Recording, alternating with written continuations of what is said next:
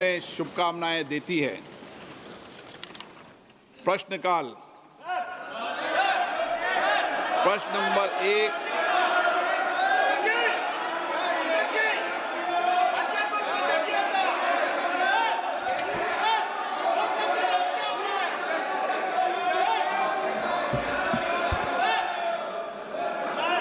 अध्यक्ष जी, माननीय सदस्यगण, आज शीतकालीन सत्र का पहला दिन है। मेरी सभी माननीय सदस्यों से ये अपेक्षा है कि वह सदन में रचनात्मक और सक्रिय भागीदारी निभाएं। लोकतंत्र में सहमति असहमति जनतंत्र में होती रही है।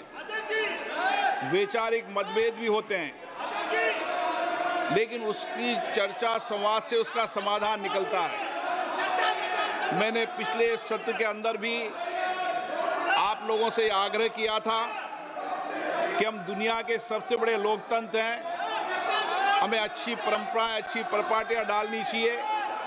ये सदन नारेबाजी तख्तियों के लिए नहीं है।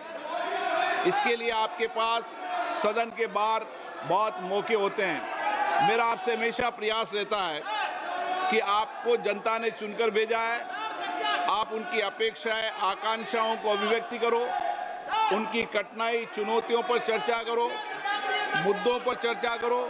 मैं सबको पर्याप्त समय, पर्याप्त अवसर उपलब्ध कराऊंगा, लेकिन नियोजित तरीके से सदन को बाधित करना ये लोकतंत्र के लिए अच्छी परंपरा नहीं है। देश की जनता ये देखती है कि हम लोग चुनकर आए, हम उनकी भावना, कठिनाइयों को, चुनौती, समस्याओं को रखेंगे, लेकिन हर बार सदन को नियोजित तरीके से बाधा उत्पन्न करना ये अच्छी परंपरा नहीं है।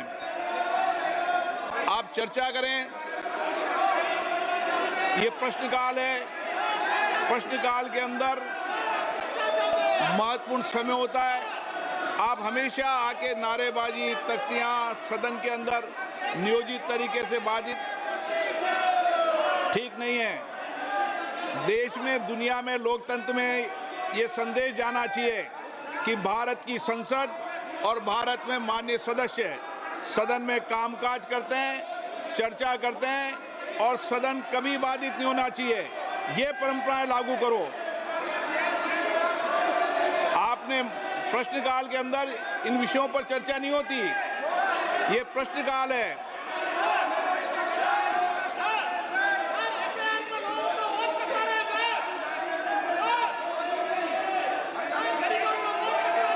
वोट के बाद फिर वोट लोकतंत्र में भागीदारी निभा दी है लोगों ने,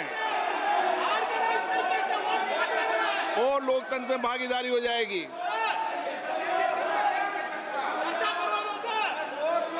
बैठिए, बैठिए। प्रश्नकाल है, प्रश्नकाल में चर्चा होती है क्या? नो। अच्छी परंपराएं लागू करो। आप वरिष्ठ नेता लोग हो, अपनी सीट पर विराजे, सदन को चलने दें। मैं फिर आपसे आग्रह कर रहा हूं, निवेदन कर रहा हूं कि सदन चर्चा संवाद के लिए, देश की जनता की समस्याएं, कठिनाइयां उठाने के लिए, नीतियों पे चर्चा करने के लिए आप प्रश्नकाल को स्थगित करने का प्रयास मत करिए। प्रश्न संख्या 1 श्री अनुराग शर्मा। जी अध्यक्ष जी, प्रश्न संख्या 1 माननीय अध्यक्ष जी, उत्तर सदन के पटल पर रखा गया। माननीय सदस्य। जी अध्यक्ष जी, सबसे पहले तो मैं आदरणीय प्रधानमंत्री जी का विशेष अभिनंदन करना चाहूँगा, जो बिहार में ऐतिहासिक हम लोगों को जीत मिली है। और ये मौका ये भी कहना चाहूँगा कि प्रधानमंत्री जी ने बुंदेलखंड को बहुत बड़ी सौगात दी है। केंद्र बेतवा नदियों को जोड़ने की ये हिंदुस्तान की सबसे बड़ी परियोजनाओं में से एक है। माननीय मंत्री जी ने एनवायरमेंटल क्लियरेंसेस को लेकर बहुत विस्तार में मुझे जवाब दिया है और आपके माध्यम से मैं माननीय मंत्री जी से सप्लीमेंट्री पूछना चाहूँगा कि सप्लीमेंट्री में माननीय मंत्री जी जो केन बेतवा रिवर लिंक की परियोजना है, इसमें जो उत्तर प्रदेश और मध्य प्रदेश के जो बुंदेलखंड के क्षेत्र हैं, उसमें हमको इस क्षेत्र के लिए कितना पानी आवंटन होगा।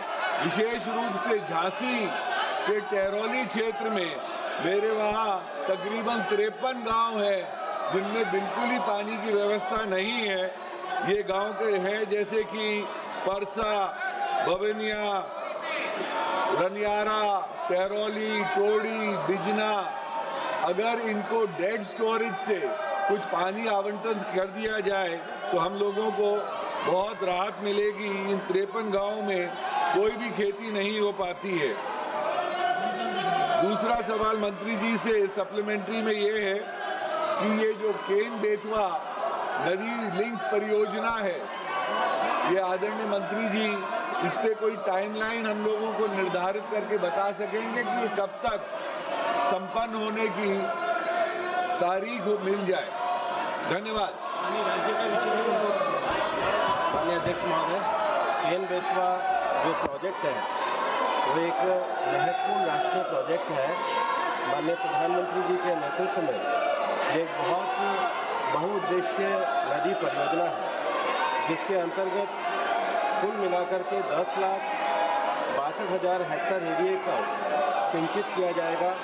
194 MCM drinking water supply, 62 lakh की आबादी को ये पानी की सप्लाई और 103 मेगावाट हाइड्रो पावर के उत्पादन के साथ ही साथ 27 मेगावाट सोलर के उत्पादन और मध्य प्रदेश और उत्तर प्रदेश में 10 जिलों को और उत्तर प्रदेश के 4 जिलों को इससे लाभान्वित किया गया है।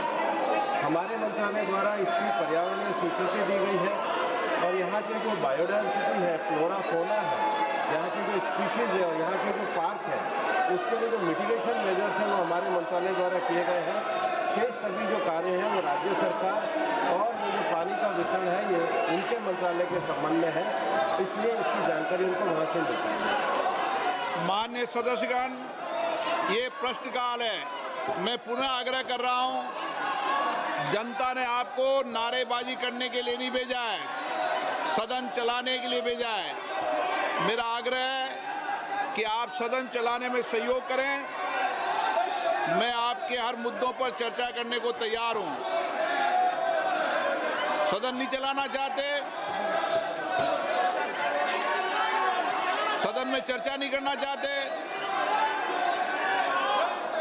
Anurag Sharma, second supplementary.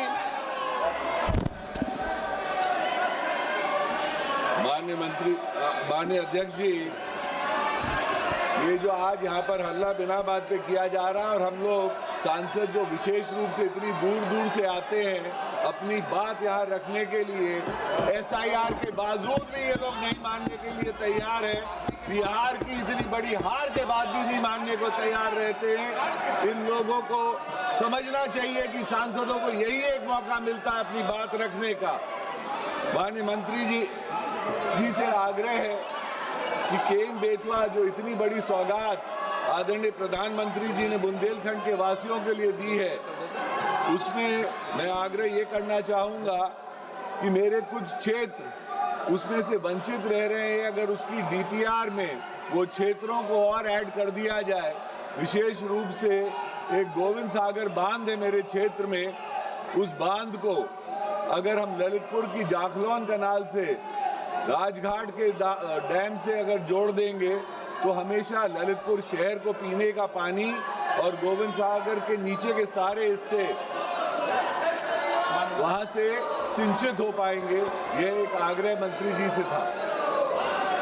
माननीय अध्यक्ष महोदय, मैंने पूर्व में भी कहा है कि पर्यावरण मंत्रालय के द्वारा जो EIA रिपोर्ट तैयार की जाती है, उस EIA रिपोर्ट का जो स्कोप है वो local biodiversity, forest cover, impacts on biodiversity, local जो अराउंड एरिया उसके अंतर्गत, उसके साथ ही साथ जो वाइल्ड लाइफ कॉरिडोर है उसके संबंध में मिटिगेशन मेजर्स के लिए EIA रिपोर्ट तैयार की जाती है। जहाँ तक DPR में पानी के वितरण का विषय है, माननीय संसद महोदय को मेरा आग्रह है कि वे स्थानीय राज्य सरकार को अपने कार्यालय द्वारा संपर्क करें, क्योंकि वो उनके अंतर्गत आता है। मैं पुनः आग्रह कर रहा हूं, सदन में नियोजित तरीके से बाधित करना लोकतंत्र में अच्छी परंपराएं नहीं है। आप अपनी सीट पर विराजें। सदन की कार्रवाई आज 12 बजे तक के लिए स्थगित की जाती है।